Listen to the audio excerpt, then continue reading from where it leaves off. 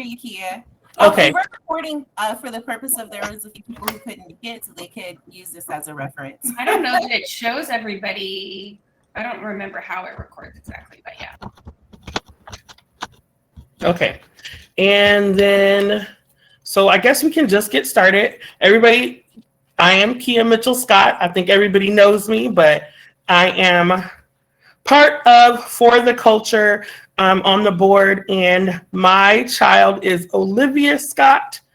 And I actually am one of those families that split. So I have one homeschool and one in traditional school setting. In today's meeting, Jen, you all want to say hello? Everybody knows Jen and Ashley. Say hello, ladies. Wave with the people. Hello, guys. My kids were like, y'all are having a meeting with everyone? That means co-op's about to start. I'm so excited. Yes, I'm super excited too. And so hopefully everybody feels like they can come to all of us, as well as our parents who've been part of the group 1, 2 rounds as we keep moving. And so we are excited because, as everybody knows, we have grown. And as we grow in size, we also want to grow in practice and implementation, right? We want this to be a fun, inclusive learning experience. And so as we are parent teachers and now spread out to teach others' children as well, we want to make sure that we're supporting you all and providing you all with a great jump off so that our kids, as we're looking at these groups, can have the best co-op experience that they can have, but also so you all have a good experience. No one likes to be teaching and feeling like they're failing. We've all felt like that on a one-on-one basis at some point with our kids and had to go back and figure out what we're doing, right? So we just want to make sure that, we are all on the same page, but that you all feel supported. Nothing ever goes perfectly as planned. So some of you all may know, but for those who don't, I am an educator by trade. So I've been in education since 2000 and I think 2. Whew. I try not to keep the years up because sometimes when you look at a lot of years behind you, it makes your knees ache. All you young moms might not know about this, but I am old. So it makes my knees ache when I think about all the years behind me. But I love teaching kids. My bread and butter are a little bit older kids, but I think that what's cool about this is that they energize us, and we just want to make sure that they are getting this awesome, cohesive experience, and that not only is it good for the kids, it's good for the parent, and so it just works better that way. So we can go on to the...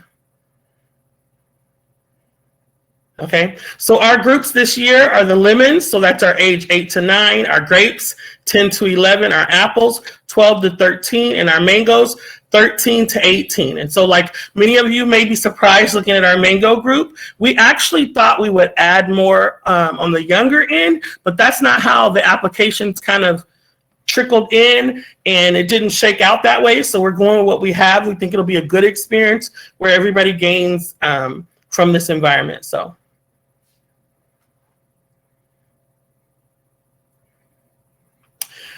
Each class, we're asking for you all to think about the culture, collaboration, creativity, and critical thinking, right? So when we think about culture, we're going to look at celebrating diversity and incorporating a lot of different perspectives into learning, but not only in what we're talking about, right?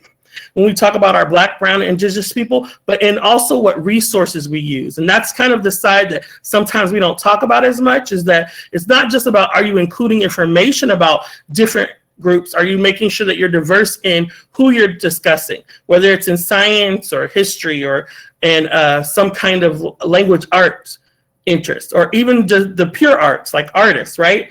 You still also want to use resources that discuss these things from an informed viewpoint. And so who better to discuss them than the people you are learning about? And I think that's important to understand, is that you want diversity in what we're looking at, but also in what resources we're using. Collaboration, so having the kids work together in groups, discussing with a partner. We all have had those activities we want to do at home that require for the kids to have a partner, and they're looking at you like, I'm tired of being your partner. Exactly. So this is the perfect time to incorporate things that you couldn't really do at home, but you thought would be cool, awesome learning experiences. We want to be creative and keep engaging our students. give them the ability to express themselves and to formulate their own sense of self so that they can use their imagination. We look at entrepreneurship, but that requires some innovation and creativity, right? Thinking about how you're going to have a product and how you're going to give to someone. We want to kind of get those cylinders moving for our kids, so we try to incorporate that. And then also, critical thinking. And we know that's essential for life. And as a culture, I think we have kind of watered down how critical we think about all kinds of things, right? So everything is bite-sized. You look at like TikTok and the YouTube shorts, right? But we really want our kids to be able to dive into something and really explore something, question it, come up with their own opinions that are based in logic and fact that they're able to figure out in their young minds. And so I think that's the goal when you're looking at what your classes should incorporate.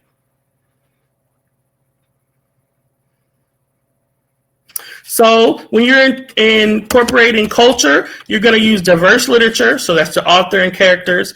It needs to be culturally relevant, right? A global perspective. You need to make sure that you're inclusive in your language and imagery. And I think for myself, I always have to go back and look at how have things changed from when I was young and learning it in the classroom to when I was maybe a little younger than I am now and teaching it in the classroom, right? Because language does matter and it does change. And so it's on us to kind of keep up with that and think about how we're using it and how we're making our language and imagery inclusive, right? Let's analyze what's in the media. Let's be critical of it. Let's look at what it's depicting and then the truthfulness behind it, right? We want to use videos and photos that are modern and current, but but not just up to date in technology, but up to date in their thoughts and the facts and theories that it stands behind, right? And then also we want to make sure that the kids can combine the current technology with a really accurate historical perspectives. We don't want kids to say, oh, slaves' lives weren't too bad, okay? There's not a slave that ever was a slave anywhere that wanted to be a slave, okay? So I think it's important to make sure that kids have an honest understanding at their level that's appropriate, but a good historical perspective of how things were happening, right? Making sure you're writing your lessons. I love teacher pay teacher, but even if you're incorporating that, you want to kind of make sure that you're using your own language, you're comfortable with the subject matter, and you really know what you're presenting to the kids.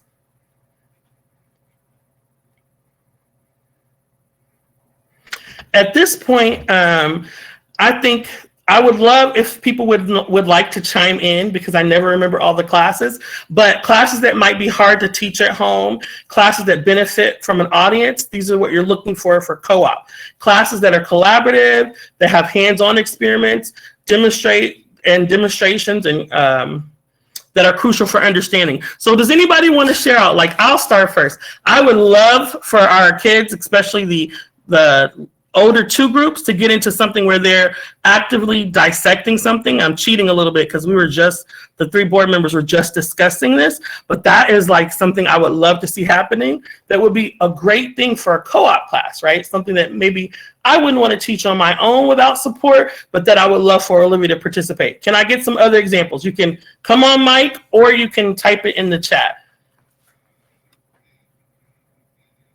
Ooh, Heather said she's happy to lead this dissection. Thank you, Heather. I was thinking Heather. I still have goat eyeballs at my house. Oh, we might have thrown them out that Tempe gave me when we were doing cottage. Anything else that you all can think of that you'd love to see happening that would benefit from a co-op class? You'd love for your kid to do it, but just you're not going to get it done at home alone. I would like for other ages to experience a communications class. I know Nancy led one last year. I'd like to see it in other age groups.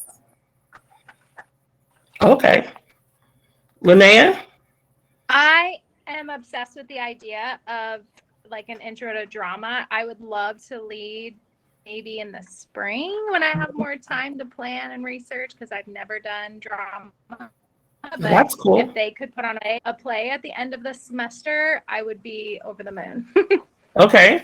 And I'm sure that we have other parents who have and kids who maybe participated in drama. So that would be cool. Like we're putting in the atmosphere. So if this is something you'd like to see too, get with Linnea, right? She's talking about the spring. Nancy put debate club. Nicole put engineering class, science experiments, Legos, improv class. That's cool. Engineering class, science. So we see a lot of these cross things, right? Oh, Tai Chi, that's different. That would be something I would love to see happen. Cooking, all of these things are things that are fun and exciting. And I know, like, I sit down with Olivia and I have these long lists of things that I want her to do, but like, her mom is not getting all of those things. So a lot of times we end up focusing on our core subjects and maybe like one or two things. But it would be really cool if we can expand what they do and give them a group setting to do. So these are perfect representations, right, of what we want. And so if you took a class in engineering, right, and you're going to teach that, it would fit into one of these categories. So which one would it be? We all know which one it is, but somebody say it so we can prove it. Is it a fine art, presentation skill, literature, cultural, STEM, right? It's STEM, right? So you take an engineering class and it's STEM. How do you make sure that it has that cultural relevance that we're looking for? How do we make it culturally relevant and inclusive? How do we make sure that it's a for the culture type of class? Anybody want to volunteer and answer? Okay, I heard a little something, but. I was going to say, like, the way that Lilia did bringing in when she was doing her botany class, going and looking up different perspectives of engineering. So she did it for botany and like looking at, your resources. Mm-hmm. Right. And I think that's an easy way to start, is to look at your resources and to remember that underrepresented groups even includes like women. It's crazy, but we are the majority, but we are a minority grouping, right? When you look at how our achievements are addressed and celebrated and captured historically, right? So even just making sure that if you're talking about people who contributed greatly to engineering, that you talk about it in that diverse way, right? But then you also can give them examples that are closer to home, that have historical value of something that's constructed or made. This is not my field, here in San Antonio, right? So then you start to bring in diversity in culture. You might have diversity in gender, and you might even look at regional diversity, like talking about things that they can go and see and look at here that we may not normally see in your mainstream course about engineering. And I think you can do that across every area.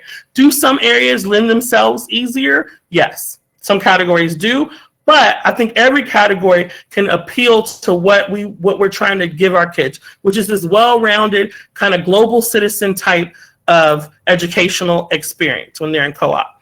So the class categories that you'll see as you're signing to do classes are STEM, fine arts, entrepreneurship, cultural unit studies, presentation skills, social emotional classes, literature / book studies, right? History, unit studies, right? All of these can be made to fit into the for the culture model. It just, we have to be a little bit more deliberate in our planning. But all of these would be classes that you'd want to think about. How does the class you want to offer fit into this? And if you're looking at it, you feel like, well, I don't know if what I'm wanting to do fits into this. I think that you should reach out to one of us, because probably it does, right? Like we look at a lot of physical science or physical activity classes, and maybe you don't see the connection. But for us, one is important to be healthy. That's your social emotional, right? Then you want to start there. But there are lots of things that you can do to bring in the cultural relevance piece as well when you're looking at a lot of the things we do. Even when you think about some of the martial arts or yoga or things like that, there are lots of cultural relevance that you want to bring in that topic to make sure kids understand where these movements and motions come from, what they represent in that culture, but then also what they bring to us in a social emotional way. So I think just about every topic you can think of fits into it. If you can't figure out how that is, just reach out to us so we can provide assistance in that area.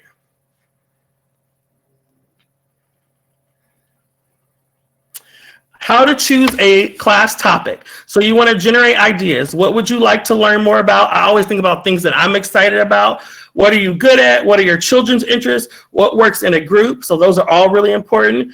Research. So get out there. Once you pick a topic, look for the curriculum. Look at where the curriculum came from and the resources behind it.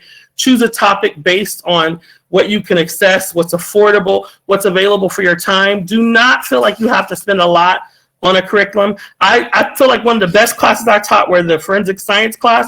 I literally bought a workbook that was the base of it that I got from Amazon, and I couldn't have spent more than $12 on it, right? The kids really had a good time. I had a good time. Then I pulled videos, I kind of looked up things and pulled videos from different resources that were really worked well, and also some other things. So you can go that route as well, okay? Brainstorm and organize, gather your ideas.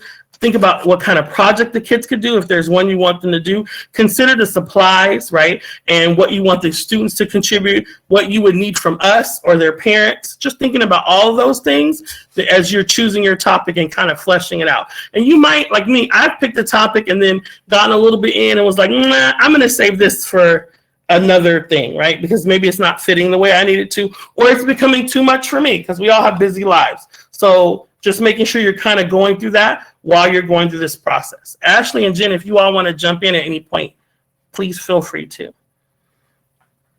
How do I build my topic? I, in particular, especially, always try to pick something that excites me and that I have a passion for. I feel like I just do better when I like it than when I kind of force it. So if it's something you're interested in, right? I always do a lot of research. I set guidelines and timelines on myself because I go down like rabbit holes, Google rabbit hole, YouTube rabbit hole. So I give myself okay, I'm gonna do this for 3 days and then I'm picking out of what I found, right? Because I can just go on and on and on. All right. I map out my class. So I'm looking at week by week of what I want them to do. It's really nice because we know we have 6 weeks and what the dates are. And then I have my main topic for each week and what has happened under there.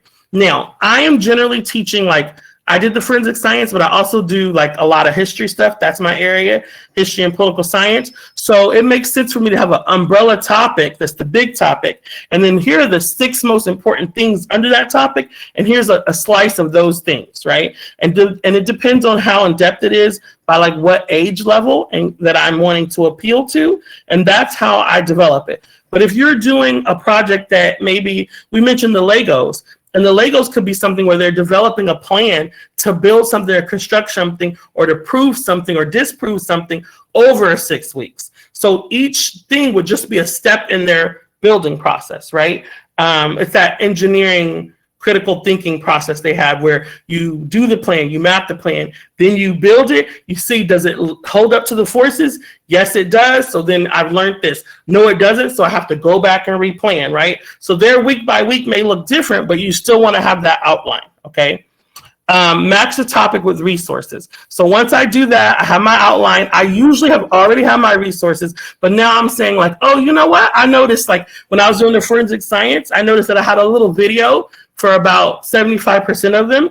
Then I was well, that's kind of a good way to get the kids to know oh, we start off with this is what it is. We guess, we do this. Then we watch a little mini video. Kids like to see consistency, right? So in a class setting especially, so then what happened was I was ooh, I need to find 3 more videos to fit this, right? Because that's kind of the pattern I was using. So I want to stick with it. And so that's where you get kind of that, right? So that's that 45-minute classes for 6 weeks.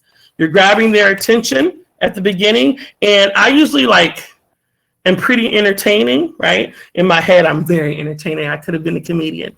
In reality, I'm entertaining enough. Pictures ever from you during the Texas history class when you got them all riled up pretending to be an alien. Oh yes, that was a lot of fun though. And I feed off the kids too. So if they're just staring at me, then I'm just staring at them. But you just want to grab their attention, right? What's cool, I feel about our group of students is they tend to be kind of all in anyway. So if you get them a little bit in, they'll get in. But we do know we got the middle school moodies going on sometimes too. So you just got to massage them a little bit, right?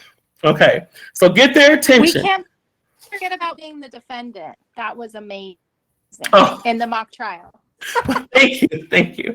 See, I love my accolades. Thank you, thank you. For that. That was fun, and it's like I said, I feed off of their outrage. They're like, "What?" But I think that's when kids think about the things that you remember the most. Like if it's fun and engaging, right? If it's outrageous or you can't believe something, these things stick with them. And once you get them in, then you don't have to work as hard to keep them in when you get to the parts that may be a little bit more tedious, like the direct instruction. So you're giving them the information, and then you need them to do something with the information, right? And that's where they're engaged in their hands-on activity. You may go back and you may do something guided, or you may encourage more independence, just depending on the age and what you want.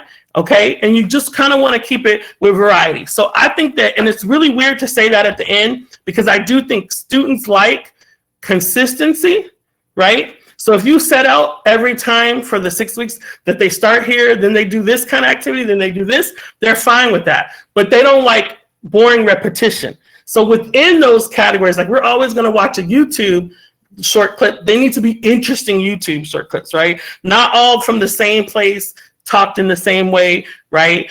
Or if they're going to always do some kind of hands-on activity, they may build something, they may tear up something one day, right? They may be asked to draw. So you can have them doing different types of activities or different type of things in the same kind of category. And that's kind of what you want to do as you're kind of fleshing out your lessons by weeks. And then remember that 45 minutes is a short period of time. Olivia is my tester, and she often will be able to help me in class because I already tested out on her. How long did it really take us to do it, right? So with your one kid, Olivia is pretty compliant and is like, okay, mom, and I'm like, do this. And she doesn't mind being my partner, so she'll do it, right? So I always say, how long did it take Olivia to do? Let me add an extra 5 to 10 minutes for the whole activity for sure, maybe even 15, because Olivia, it's just me and her, so she's getting it right away. As soon as she gets stopped, I'm right there to be like, because I'm the only, right? So I'm padding my time. It can go by quick. So you want to think about that as you're trying to show kids an activity. When you get to your science, your STEM, all of those, science, technology, engineering, mathematics, right? There are like some big concept in those things that you may just teach what most of you all would consider like just a small snippet, right? The learning happens in all the skills that they're learning to do that as well. That critical thinking, that analyzing, maybe even a little bit of writing and reading you get in there. Those are all learning things too, right? So you might be like, I feel like they had such a small topic, so they know a lot about the green frogs, but that's all we got to when we talked about this portion of like science. We just talked about these frogs. That's okay, because when they're talking about that, one, they're very knowledgeable about one thing now, right? But they also use skills that they have to apply again and again and again through classes, through life, that sharpen their minds, right? So you can talk about frogs and have taught reading, writing, and presentation skills, right? And so you can make sure you're thinking about that as you're putting your classes together. Don't shortchange yourself on what you're really offering, okay? Yes, moms can definitely have middle school moodies, especially with the middle schoolers, right? We definitely feel that. So don't let them suck your energy. I tell them, I'm like, y'all are like little vampires right now, sucking my energy. I need y'all to throw my love vibes back to me. Sometimes you got to call them out on it, right? So teaching roles. All parents are required to teach at least one 6-week class. And that is because we have 2 6 weeks, so one or the other. So you won't be teaching both unless you just really want to and you have these great plans and we see this. We don't want to hold you back from life either, right? But know that that is what is expected at minimum.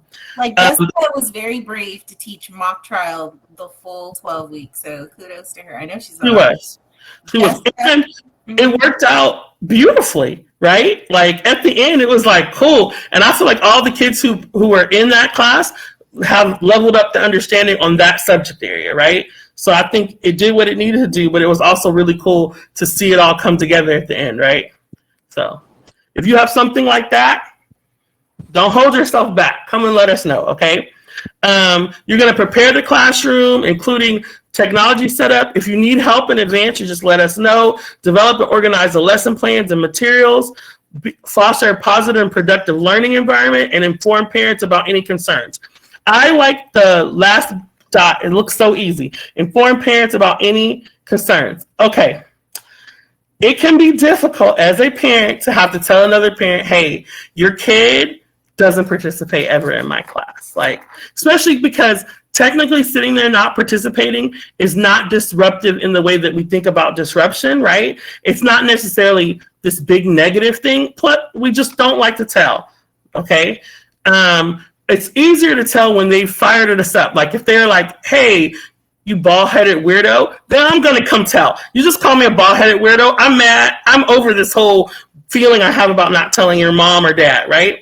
But we want to make sure that we're letting parents know so that their kids are getting everything they should be getting from it.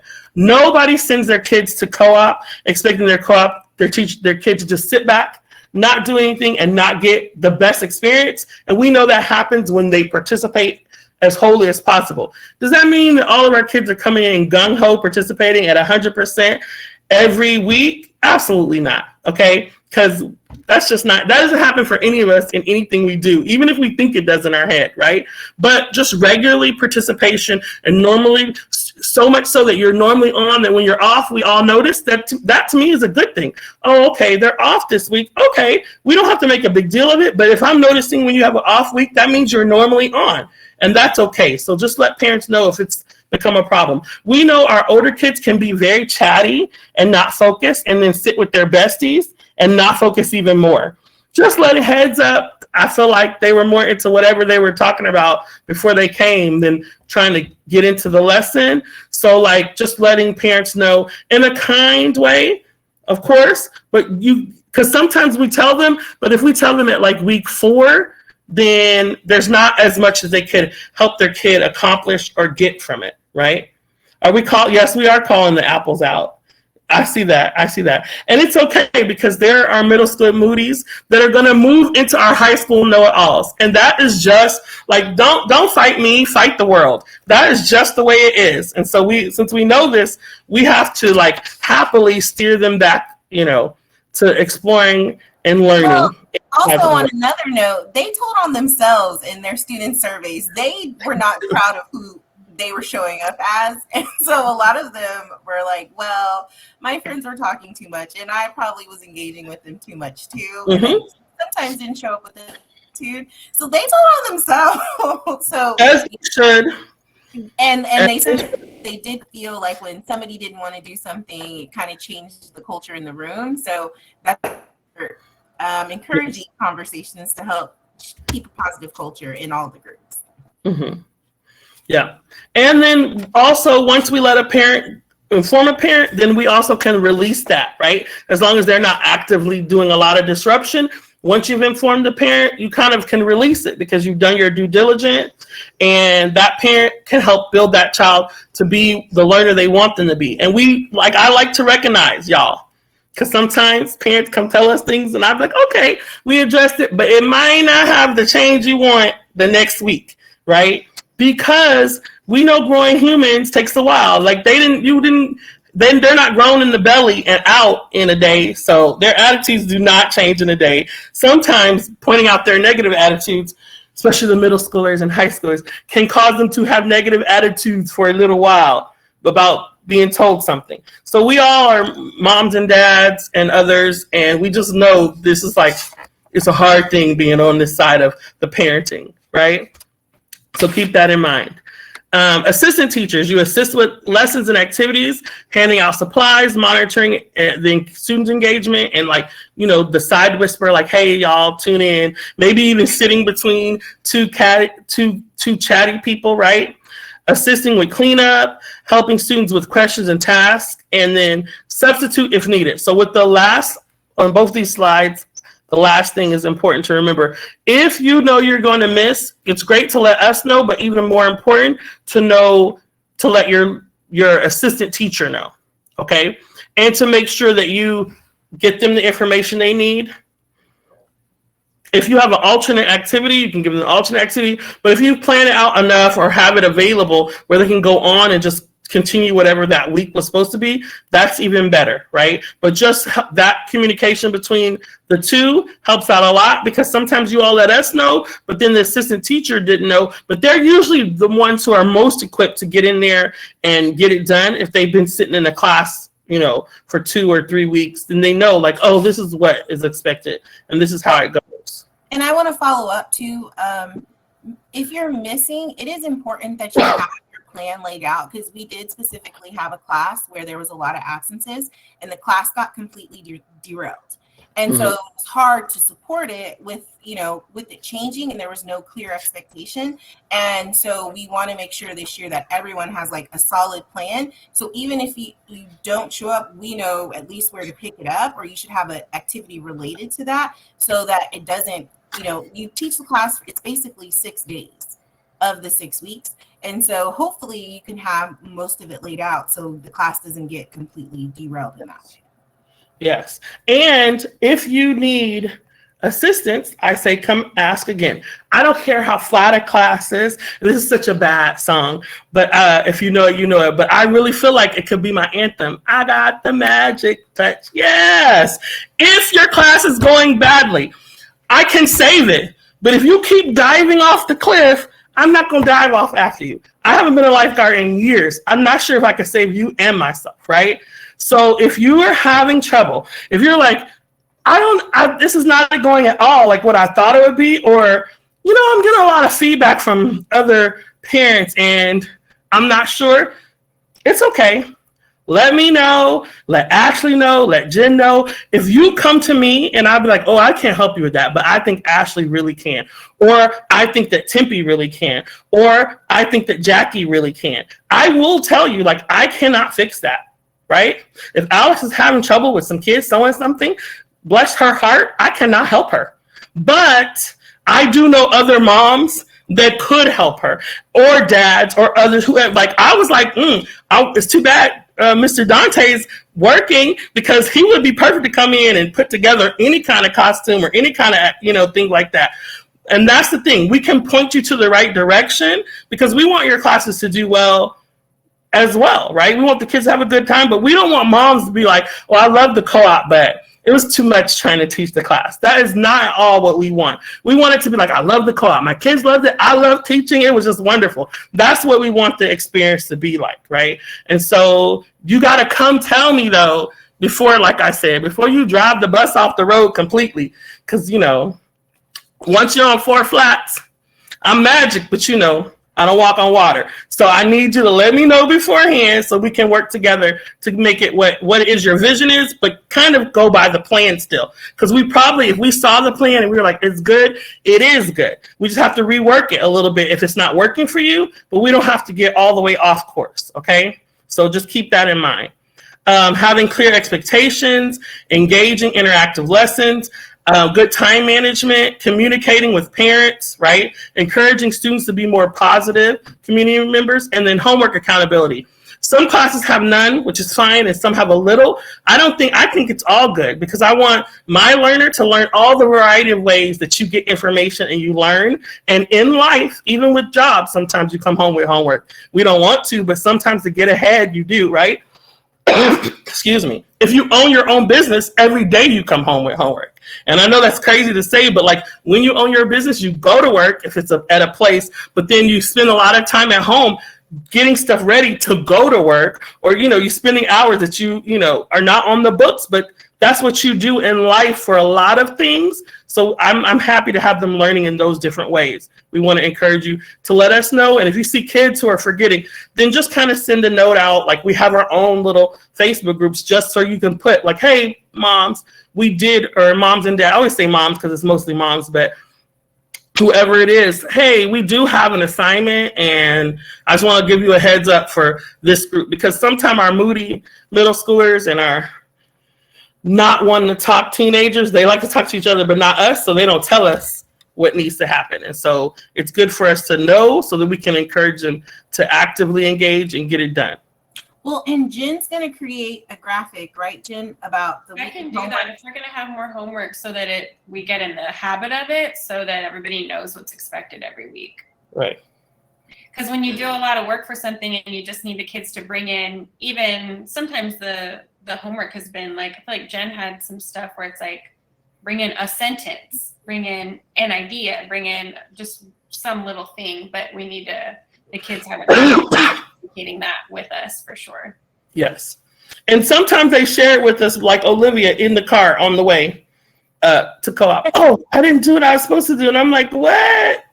You know, I at least could have woke you up 30 minutes earlier. What's wrong with you? So just remember, they're still kiddos. Of homework, because I feel like since we meet once a week, there's so much space in between where it would be nice for them to still, like, you know, be active in meeting up for the next week. It's like, okay, I can't let this go. And as far as what I learned for the first class I taught, I wanted to make my lesson plan like jam-packed because I didn't want it to have like 0 holes.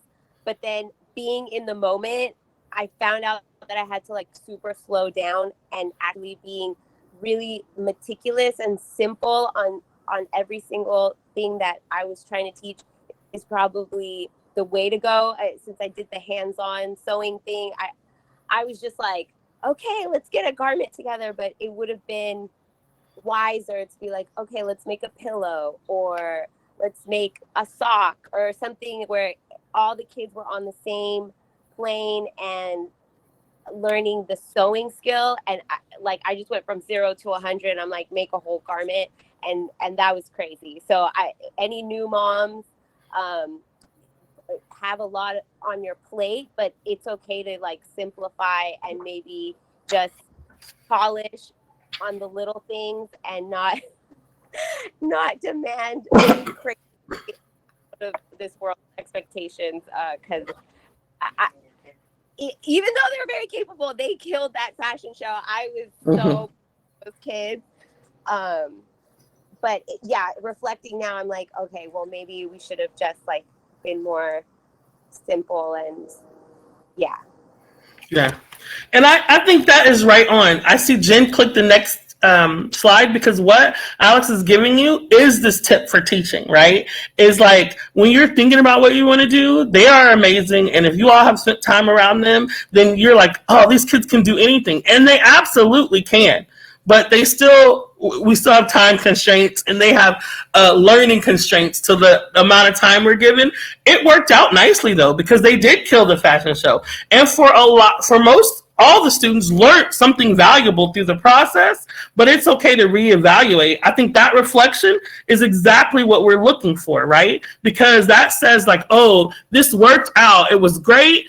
Here's what was great about it, but here's what I would change, right? And so that I can save another co-op teacher, just a little bit of that learning curve to be like, okay, maybe if I had simplified it. So then, you know, like if you're thinking about something, and especially if it's hands-on and you're having the kids go with it, Alex would be a great resource to be like, hey, do you think I could do this in this amount of time? And she could be like, no, or yes, absolutely, right? Also, I'd like to, shout out Alex in that way, because she did like have a lot of learning curves with her first class. And I really don't think we always, I feel like, offered a lot of support, and she got support from other moms during her class. But I think that was a great, like she said, like reflection of the class and the space. And she's also the first person that sent in her proposal. She didn't get discouraged. She got like super motivated. So yes, for Alex. Yes, and that is the attitude that we all want to have and impart to our kids, right? Because like nothing ever goes perfectly, but what's cool about it is our own growth and everybody else's growth. But I will say it For the Culture has its own kind of magic, because the kids were still learning and growing and creating, and the end products were like awesome, right? And so they still had this warm, great experience, and I think that's what makes you want to come back to be like, okay, let me hone this a little bit or do this, because it was really cool. Nancy says, I also think that it is very dependent on the age of the kids, right? The apples, on the other hand, needed more stuff than I prepared at first. They aren't chatty, at least in the beginning. And that is so true, because they're also sometimes too cool for the room. And so you have to be like, y'all are not that cool. Like, no, seriously. And so I think that is one thing. Like sometimes Ariel was doing the hip hop class and I'm all in it, right? And the kids are like, la, la, la. And I was like, what is happening? And I was like, you know what? We just got to get them in it. But it's also like they're listening and they're paying attention, but they're like, you're like, why are you silent now? We need you to be speaking. But then she got them in it. She got them warmed up and trying to rap and trying to do this and trying to do that. It's just about like drawing them in a little more because y'all have what it takes. But sometimes they throw you a loop and you'll be like, stop playing games with me. And it's just them because it's hard to avoid it with the older kids. Sometimes it doesn't matter what you do. You just have to like stare back at them, like I said, for a little while to be like, you know, this is a two-way street. Learning is a two-way street. So we have some great people who have lots of good experience, right? Nancy, Alex, Ariel, they could all tell you their way of things that work for them, that didn't work for them, and then thinking that, oh, this is not going well, but then the feedback from the classes, from the kids, I know Ashley and Jen can talk about that, is really positive for all of the classes, right? So even where sometimes you all are harder on yourselves and you're like, this didn't go well, they liked all the classes. Do you know what I'm saying? So we didn't have where they're like, I don't ever offer this or don't do that. And then we have kids who are like, I really wanted to be in such and such. I had these classes and I want to keep them and I want to do this.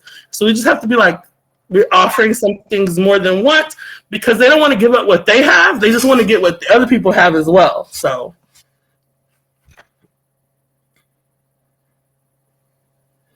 Jen says she had to adjust her schedule for the pop-up class too. We've all had to adjust. And then Jen also had like everybody, which is kind of crazy. And so that was a big challenge. Erin said, I thought I was cool, but some students did chat with me after.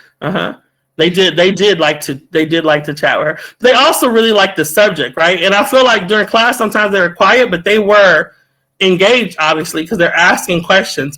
I also thought it was interesting with your class, Ariel, how they like were coming up with some of their own artists too, right? To be like, didn't you say this? What about this person? So that was cool. I think we can do something, right, Jen? Jen can chime in. If we want to share maybe like something where we can put together some of the things that the kids said about each class. Well, I think I think it's possible to share it, but I think the kids looked at the overall survey as just this latter half and not even like the beginning part. So there was like nothing mentioned from like first semester at all. Right. Or even so we didn't want to class. Yeah. Yeah, So but for the last set of classes, there'll be lots of information. For the first kids are, you know how kids are. They're like, oh, you just want to know what happened in the last 3 weeks. That's basically what they talked about.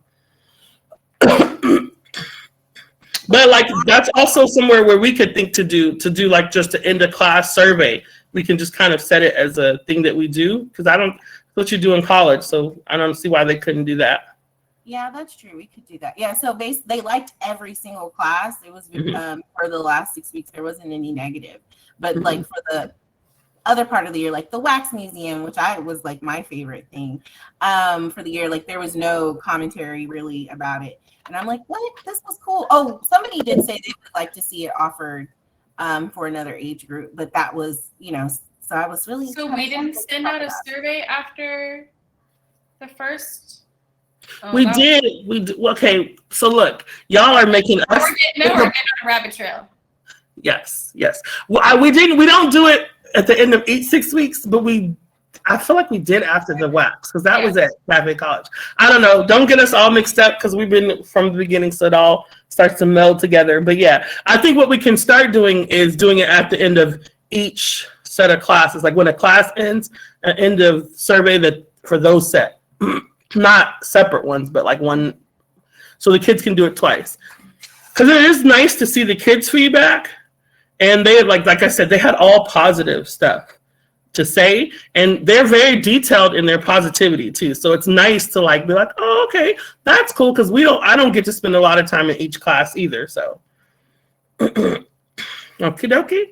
You just want to make sure you structure your class similarly, each week, keeping it consistent. Like I said before, you want to be creative and focus on hands-on lessons.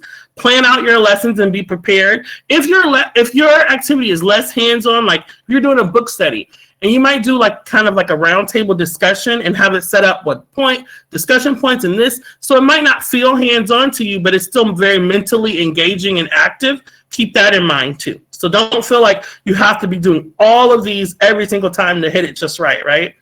Plan out your lesson, be prepared, make samples, test, experiment, show it, explain it, try it, be flexible, adapting to unexpected changes or things that are missing, okay? I think all of these slides were just to make sure you remembered everything, but Kia is awesome and has pretty much already said everything that's on the slides already. And then you're going to hear it like 8 times, so then it's stuck in your brains forever. For the proposal, do the class description, hands-on activities, age group category. That's really important now. We have 4. So what age groups do you think it will go to? If it's more than one, that's nice too, right? Because that gives us a little bit help because we are trying to juggle a schedule that works for everybody, where we have everybody covered, that is fair and equitable, and the kids get a good spread of classes. So then the more age group categories your lesson will fit, the better it is for us. Curriculum details, week by week topic list, and then materials needed. On the materials needed, don't shortchange yourself by being like, oh, this might be too much or whatever. Let us be like, oh, that's too much, okay? Because we will be like, no, we're not paying for all that. Some of us will be like, we'll pay for everything, and then another one of us will be like, no, we won't. So put it all down, especially things that could be used multiple times that we haven't thought of yet, right? So like if you want something, like the Legos was not a cheap purchase, right? But we got a STEM grant and it needs to be used. But that's something that like was worth getting because it can be used multiple times in multiple ways, right?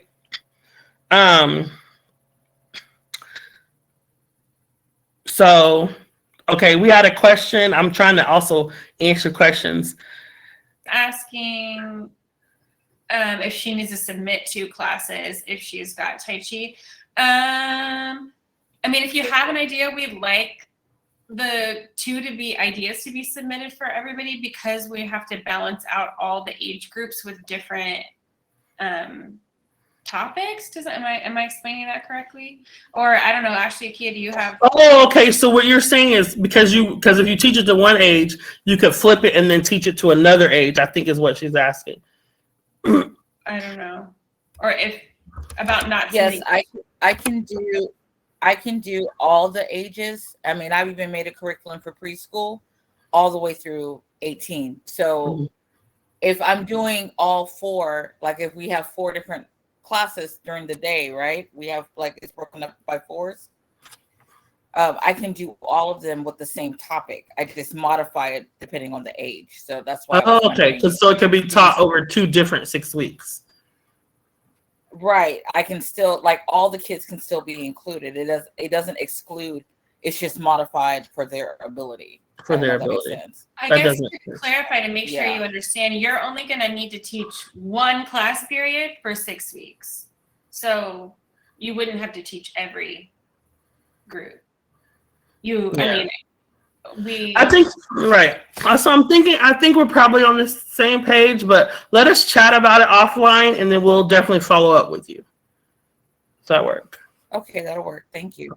No problem. Thank you. Due by the 19th. Whoop, whoop, it's coming up. And if you're like, oh my gosh, I have no idea what I'm going to teach, tell us sooner than later. Like, give us a heads up now.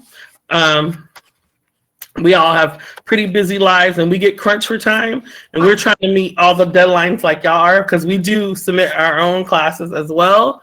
I do want to say when thinking about a class or like a book study, I know for me, I've spent probably since spring, because I knew I wanted to do a book study, looking for like a just right book for our group. Please keep in mind that we have different makeups of family and different kids, kids with families with different histories. So be informed and like have conversations with your kids about adoption, about loss of a parent, absent parent, so that I know with books, I'm bringing it up with books specifically, it's really, really hard to like find a book that doesn't have all of those things. So I finally found one and I was really excited to write my class proposal about it. But just even if you're not teaching a class, just have those conversations at home so that your kid doesn't come into the space and make someone feel uncomfortable, because we are a super welcoming environment and we don't want to make anybody feel excluded, whether it's in like a group kid conversation or in leading a lesson. Be mindful of that, please. Thank you. Yeah. Well, and because we all know ultimately kids will ask, and a lot of times they're not being mean, or they're just not knowledgeable about something. So they're wanting the information. We just want to get it to them in a way that is kind to everybody, right? So the resources, where to find help. Teacher Pay Teacher, it's awesome. Now, are all the lessons on Teacher Pay Teacher 100% wonderful? No. I have sometimes bought one, and they're pretty affordable. So, you know, for $6, I'm not upset. And I'm like, I'm only using like a third of this, but then I buy another one for $4 or $2, and I'm like, I love every part. So you get what you pay for a lot of times with them, but they are a great resource of things that are already created that can really a springboard that will make it easier to spring, right? It makes your jump much easier. I am a co-op teacher in other Facebook groups, online and in person at the library. Chat GPT for ideas and organizing. And I have never used it, but I've seen some of the results when people use it. It can be wonderful. Canva to create presentations. And then for the cultures, Google Drive. So any of those. And I would add also, every person who's in this group now is a good resource, because having spoken to mostly everybody, you all come with like wonderful ideas or things that you want to see happening. And so we're only submitting 2. If you have 1 million, then, you know, we're here for it, and it can help someone else. Like you can say, oh no, you could do this or that, you know. I think that will be that the people in the group are a great resource as well.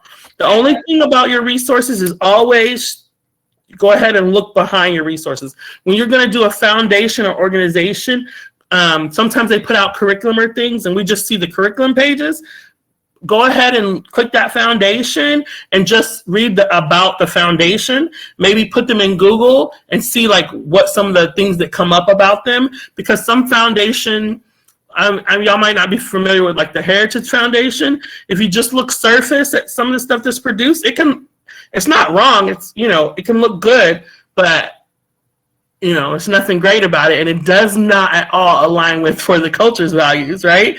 So like you just want to click on it to make sure that it aligns. Now, does that mean like if you click on it and they're just a organization that's not really affiliated with much and doesn't do anything, but like they have all these things about talking about fixing the environment? No, like it's okay. They don't have to have this big, huge, we want diversity, whatever. It's not in that way, but they can't be like anti to the values that we hold. We want to not promote their things, because whether we see it at first or not, a lot of things can be buried in curriculum. And we just want to be mindful. We also don't want you to waste your money buying things that you're going to be upset about later. So go ahead, Jen. I wanted to note a couple of things. One is that we do have a pro Canva account for our nonprofit with For the Culture. So I will send invites. I think all of the past families already have invites to that, but I'll send invites to new families if they want that. And I also love that you're saying about us collaborating more, because I do think that if we talk more in the Facebook group about what we're planning, that we'll probably find, like, how long was it in the semester before Linnea said that she had a background in law? And like, we did, I think it was the second 6 weeks when she became the assistant for Jessica. So using each other as resources in that way, even like I love doing design stuff. So if you have a presentation that you want to put just the basic information in and you want me to like edit it to make it prettier or whatever, I'm happy to do that. So I think the more we communicate anything that we're doing or that we might need help with, we might find out that somebody else can help us with it. Or like you already had the magnifying glasses from the forensic science, or I already have the clipboards and things like that. Mm-hmm. Right. And Jennifer Edmonds says, yes, they have many templates and resources already created. Yes, because that can suck 3 hours just trying to print up like a worksheet you want the kids to have, and it's already out there. So make sure to look into that. Class policies. Communication is key, right? Making sure that we're talking to each other as well as the students, as well as their parental figures. Notify co-op coordinators for major class plan changes, right? So we have seen some in the past. We want to kind of avoid that sticky situation. So make sure to just kind of give us a heads up and we'll figure it out, right? Resubmit revised plans for approval. Communicate changes at least 1 week prior to co-op starting. And then let's not have major changes once classes begin. So no major changes allowed once classes begin. I know, like I told you before, if you feel like your class is dying, there's no water for your leaves.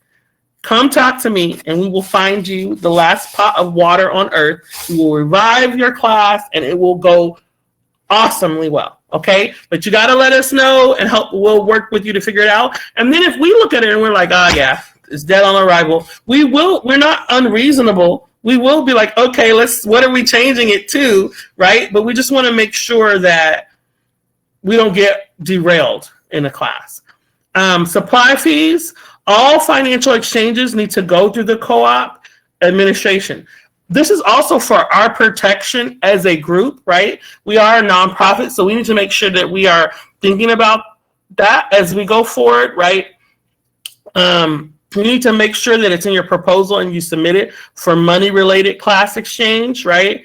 And we need to know the purpose, the amount, and the usage, right? It is not that we cannot collect money, okay? That's not it. It's just that there are rules about how we collect money and then what that money goes to, okay? So we have to just be mindful of that. And so like we do the pop-up, right? But the kids participate, you do a fee, and that money is exchanged between a kid vendor and a client, right? But money that's in-house collected looks differently for our organization. So we want to be very, very mindful of that. So there should not be any collecting of money, any distributing of money. None of that should happen unless it's got prior approval. And more than likely, it will, if it's not like for charity or for this or that, we will not be saying yes to those, right? Now, you can ask away, but let's like really be clear about how we're using money and what we're collecting it for, because we also have some legal obligations. Yes, we do have legal obligations, but also, to be clear, so it just doesn't get messy. Like $1 is $1. We want everyone to be copacetic in the community, so we want to make sure that it's very clear lines when any money is exchanged. So as far as the class supply fees, we will accept them, and then we will get the supplies for the group, and then they'll be ready for the class when co-op starts. But yes, it is for the financial obligations of holding up a 501c3, but it's also so we're not being messy. Yes, the community. I agree with that. That messy part is important too, as well as the legal part, because Kia doesn't want to go to jail, and I am technically the treasurer. So there's that. Attendance. We depend on every member's active participation to make our co-op thrive, and each teacher may have a maximum of 2 absences per semester from classes they teach. Now, if you have what we all would consider acceptable reasons for missing more, we are not unkind or cruel people. That's not what we're talking about, but generally we need to be able to be available and in our classes when we're supposed to. In case of unavoidable absences, teachers must notify co-op coordinators and arrange for substitutes or provide class material. So this right here, arrange for substitute, is letting your co-teacher or your assistant teacher know, right? Now, if your assistant teacher, you let them know, you let us know, then we probably will have someone else step in with them as well. So there's 2 adults in there, but that's the process that we are now wanting to stick to, really wanting to see happen on a regular basis. Members with consistent attendance issues may lose early registration privileges and risk losing their family spot in co-op, which can sound so like dun dun dun, but really, if attendance is a problem, right, and you're missing and your kiddos are missing, then co-op may not be a good fit for you at this time. Doesn't mean forever or every co-op, but I think that it makes sense for all parties, us and for them, to reevaluate where co-op can sit in their schedules, right? If you don't have space for it, it's unfortunate, but you may not have space. Any questions about that? Okay. The next slide that I have is talking about clubs. So I don't know if we want to switch to that, or we want to see if anybody has questions about class proposals or anything before we do that. Yeah, I think that's good, Jen. So we're pausing here. If you have questions about class proposals or class attendance or resources, materials, anything like that, now is the time to ask. But you don't have to forever hold your peace, because if you don't ask tonight, just send us a message and we will be sure to get back to you. If you want to type the questions in the chat. I have this slide I skipped past so we can talk about this. I think I already have the open house invite in the Facebook co-op group, and I think everyone has joined. If you're not, we do have a separate group for co-op communications. So the class proposals are due on July 19th, and then we're gonna go over that and organize, and now we've got 4 groups to organize classes around. So we will announce the classes on July 26th, and then the classes that are chosen, we just ask that you send us the more detailed syllabus for the ones that are chosen to be taught by August 9th, and then we're going to have open house on August 24th, and the first day of co-op is September 4th. Yes.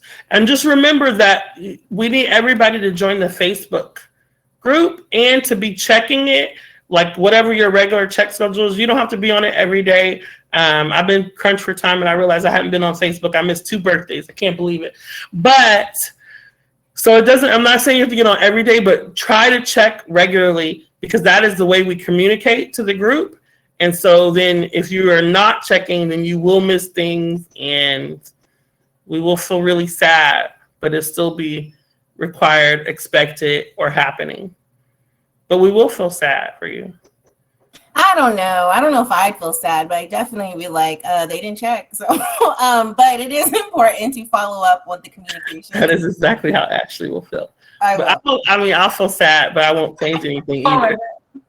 And it's also important, like, we all are super, super busy. We've taken on this hat of being homeschooling parents, teachers, home educators. So we don't have the space or the capacity to keep following up with everybody. So we are clearly stating, please look in the Facebook group, and we over communicate. So if it's check Facebook group, be on the lookout for emails. Even if you have Google, I don't know how it works for Yahoo, you can star it and it'll automatically go to the top. And I mean, we do sometimes communicate Facebook Messenger, but that's more like, hey, I'm going to be late. I'm 5 minutes late. But that's usually like last resort. Everything will always be communicated in the Facebook group. But yes, Kia would feel sad for anybody who's out. Yes. Oh, Tiffany mentioned she was thinking of an etiquette class as an option. I think that would be something that, yes, people would be interested in. I would. What you can I want Olivia to be good in every environment. So if she goes to like the opera or wherever. You can submit it as one of your ideas, but the other thing that everybody can do, what we often do in the main group, is we put out what we call a feeler post. So first, I don't know if you'll maybe have noticed or not, but before we do most field trips, we're like, hey, who's interested in doing this, to see that we're going to get that. So if you have a class you're interested in, go ahead and you can post it in the group and get some feedback from it for sure. But you already see, if you look at the chat, you see a couple people have made comments. So. Oh, can everybody hear me okay? Yes, ma'am. All right, hi guys. I just wanted to also mention especially for some of the new parents that I know we talked a lot about, the teacher role and, addressing parents, but also I was just going to say encouraging parents to engage with whatever parent is leading a class, whatever teacher, and if your child is uncomfortable or needs more time or like little personal information that'll help provide a better experience for your kiddo, or that would be helpful for the teacher to know, is please feel free. I mean, I can speak for myself. I know one of my classes involved performing or like a presentation at the end, and not everybody was comfortable. And because I have experience and a long history and background, I was able to navigate that, but I was also able to have great dialogue. Like I had personal updates and dialogue with some of the parents and how their kids were doing.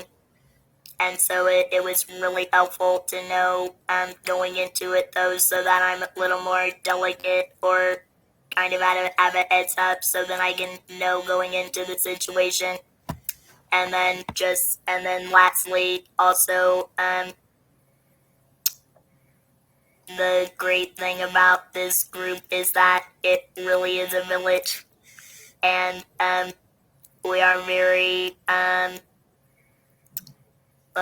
don't know the word I want to say, but we're very open and like conversational and like kind of in your face loving at times. So I know for me, like, we really, like, everybody wants everybody to succeed, and not just their kids, and everybody really is looking out. And I think sometimes I know a lot of times how your kid is with you may not be like. That's some of the beauty of having the co-op, is getting your kids in front of somebody else. And so also just keeping an open mind about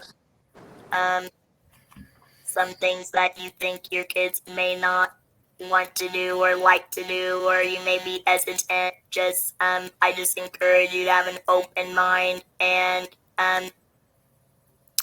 give it a chance, because I've found even with my own kid, like, there's certain things that for me she just doesn't want to do or like isn't open, but then if somebody else does it, it's like, oh my god, this is the best thing ever.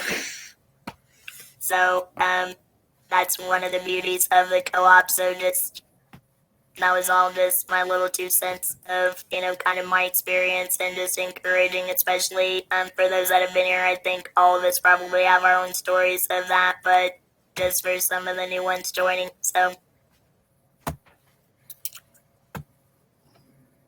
Yeah. I think that, thank you, Jen, for sharing. Because I think that the more voices we have that are sharing and, reaching out to all of us, then, hopefully, when we want to make this a diverse and inclusive setting, not just for the kids, but for the parents as well. And I think that's ultimately what the goal is. So thank you. Well, and like you were saying, Kia, so many things. It's like, we're not hardcore. Like, we can be flexible, and there needs to be that, like we were saying, talking about, we want it to be an encouraging environment. We want as many kids to participate as possible, but we're also not going to make a kid, like you said, give a presentation if they really, really don't want to. But I will definitely say, there's been some magic in For the Culture of kids who don't usually want to do that, but in a safe space, they feel comfortable doing that. So we really love how that part has developed, how the kids are really encouraging of each other and positive, and that it's just a really inclusive space. It's what we imagined it would be, and it's coming. Yeah, it's being that. It is. Also, Ashley mentioned about the etiquette classes and the danger basically of it being ableist and exclusionary. And I think the history of what etiquette means for class and racial struggle is something that is a great way to bring cultural relevance and historical perspective to that topic, right? So you have a simple topic that when we think of etiquette, I think most generally we think about what fork are you using at the dinner table, but what are the social and racial impacts of not knowing what fork to use at the dinner table, and then why economically would you not know, right? So I think that it's important to think about all the ways that we've gotten to the places we are. So this is how you can be mindful of how you make it something that is culturally relevant and inclusive, and just our students being aware of that, to me, makes them aware as like having like this global deep perspective of people and where people are coming from, right? And I think that is important. Jennifer also mentioned different cultures' perceptions or how they perceive things differently as polite. Okay, and then so that was on the subject of the etiquette class. And then I see a lot of comments when we're talking about, Jackie mentioned about Araya, I think I'm saying it right? Araya, how she felt comfortable to participate even at our karaoke without having been, part of the official co-op group. And that's what we want for the co-op, but also the greater Further Culture group to be this warm, welcoming place where kids feel like they can spend a little time and dive right in, but kids and parents, right? Also to bring different perspectives, right? So like even within the topic of an etiquette class, to foster this conversation so that everybody can be heard and different perspectives can be considered so we can present the best of what we have inside of ourselves with our kids, information out there in the world, not to be, we are the worldish, but like that, so.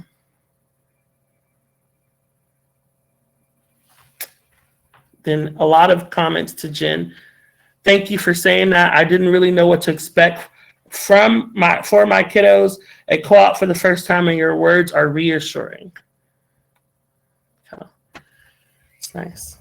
And so hopefully you all are reading the chat too. I'm not reading every single chat, but I'm trying to get to the ones that have like lots of things written. Okay.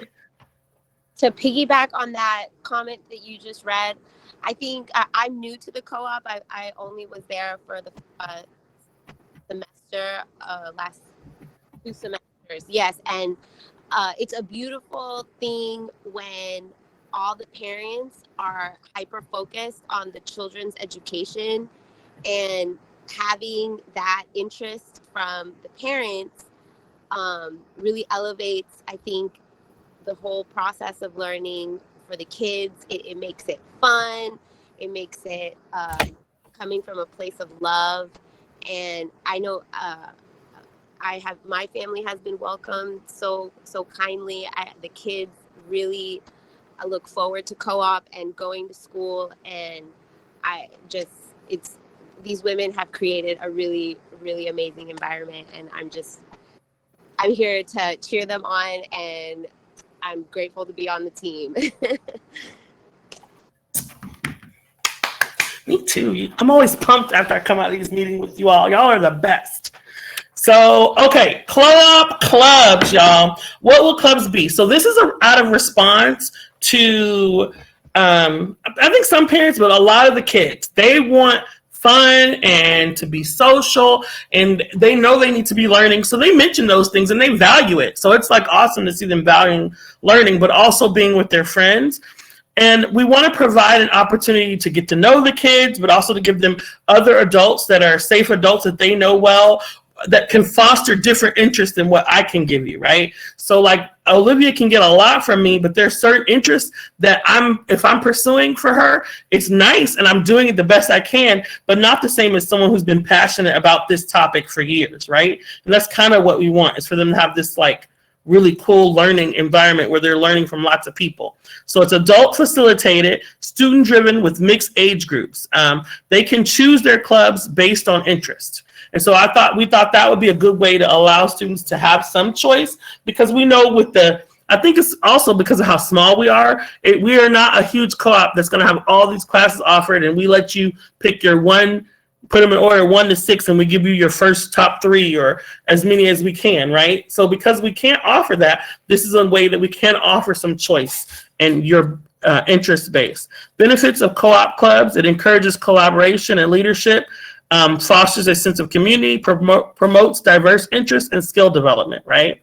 Role of the facilitators: to guide and support the club activities, ensure a safe and inclusive environment, and encourage students to participate and initiate. So like things that we know that they would love to do. So like even if you have a kid who's like dying to do a certain thing, would love to lead it, if you are their co-sponsor per se, and you love that interest as well, then you can help them lead that group, making sure that, it's got the direction we need it to be in, but also the kids are really enjoying it.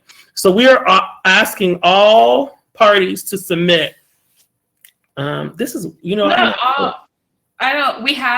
added it to, okay. We've added it to the class proposal. So proposal form, there'll be a space for you to fill out 2 classes, and then there'll be the option for you to propose a club.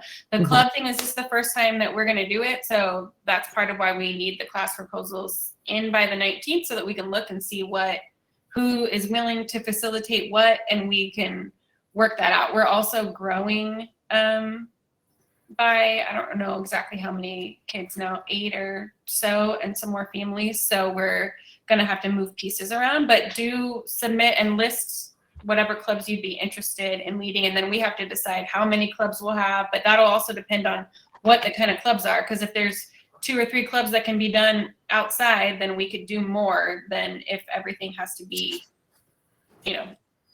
or needs a TV or whatever. So that's, we're still figuring that out. Are the clubs outside of the co-op class? So it's going to be that last class period. We, when we were at Cafe College, when we were a little bit smaller, for the last class period, we did game schooling. And then with this bigger group, that hasn't really worked that well. So this is us transitioning for the 4th period of the day. Mm-hmm.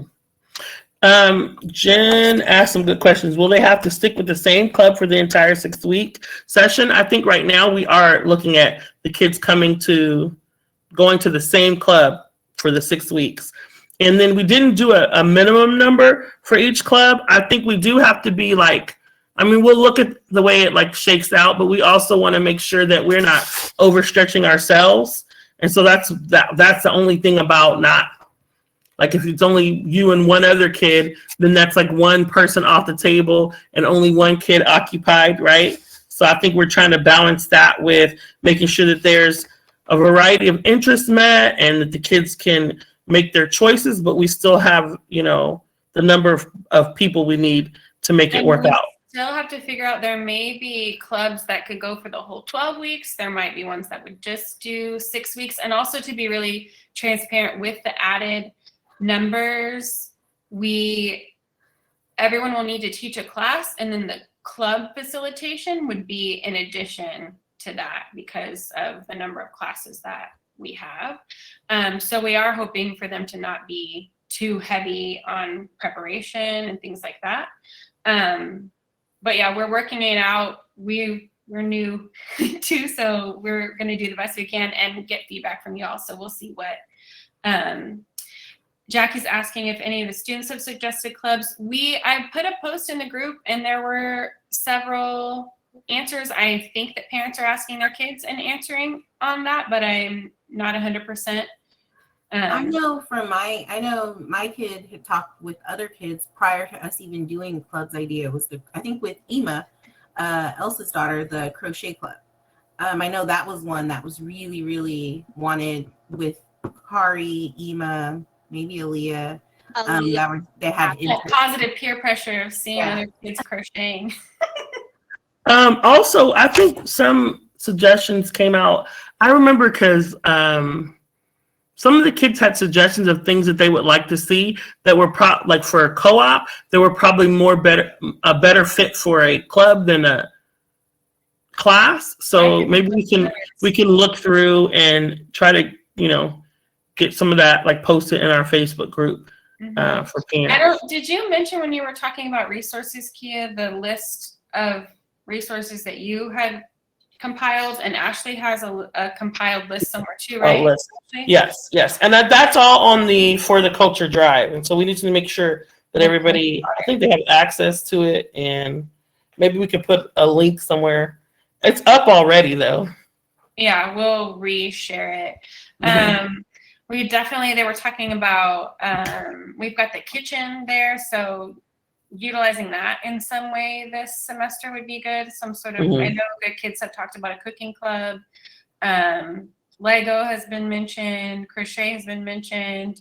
I know that Jen and Nicole have been talking about yearbook. I'm like, yearbook club could be the whole 12 weeks. If y'all are still down to lead that, that would take a little more leading, but yeah. Ooh, double Dutch. That would be awesome too. Oh yeah. That would be awesome. Ashley answered yes, the clubs will be 45 minutes. I think that's just some question that was up here. Oh, look.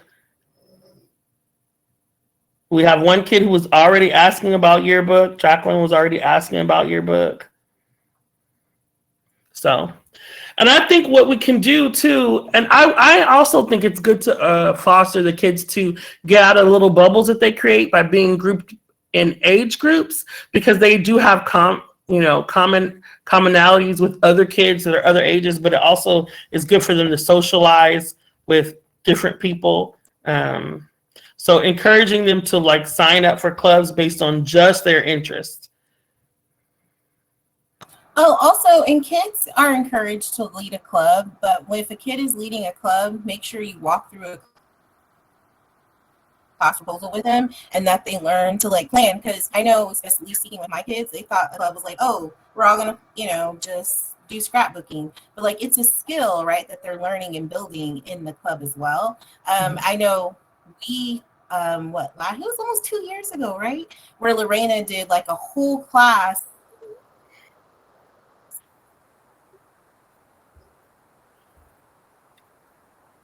of origami. So she just gave us all of this background information and built or created 5 different origami figurines. So, and she had a beautiful presentation. She even had the no talking built in so that the kids could take her seriously.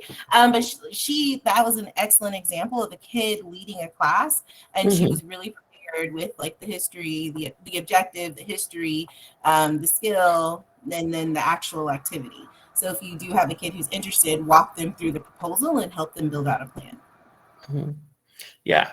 And that's definitely, even within that could have been something she did over 6 weeks, because it's like got a lot of intricate, like some of the examples she brought to show the kids would have loved to learn that, but it was one session. Origami club, yes, there would be some kids for that for sure. And we're still we'll have to figure out how many we're gonna get, and we'll work it out, and then we may change it the next semester if we will adjust as we need to.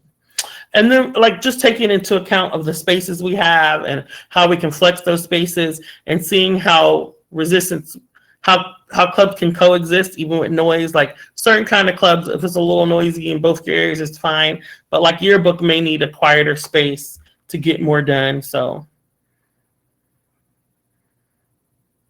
Linnea was interested in yearbook as well. Yes, it'll be based on their interests.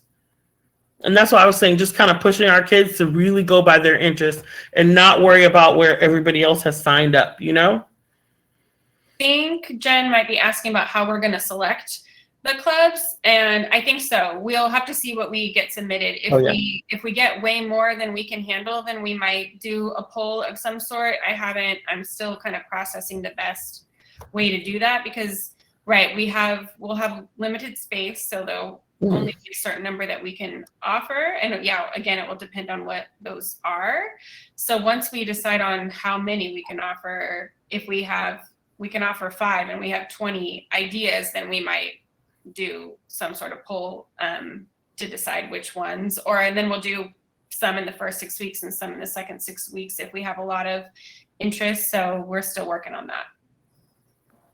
And Nancy, there's no class that has more than 10. I think the Lemons, has 8 this year, but there's no class that has more than 10. I think Grapes might have 11, but still very close.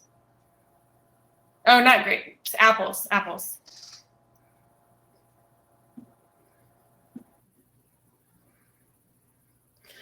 Do we have finalized numbers for each age group? That was one of the questions, Jen. Yes. So I don't have it in front of me. Jen, do you have it in front of you? We'll roll it out. We do have the screenshot of it, but I didn't know. We just closed registration, so we still were just looking at numbers because there were some families who just didn't make registration, and that's okay. And so we're still working on it, but they're not large groups. Okay, Nancy. No problem. And we're not planning to hold you all much longer. This is already a long meeting, so Nancy had to jump off, but we want to make sure to answer as many questions as we have. And then we'll make sure that everybody has access to the recording.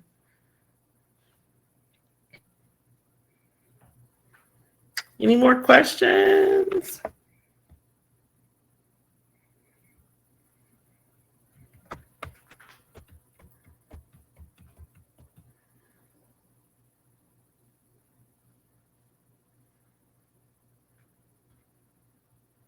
Nope.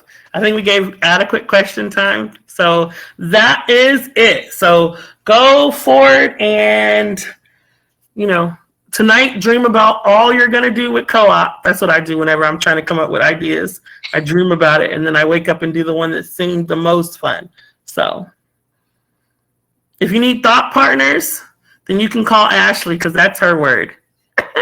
No, you can call any of us, text us, message me, whatever. We'll all be thought partners with you.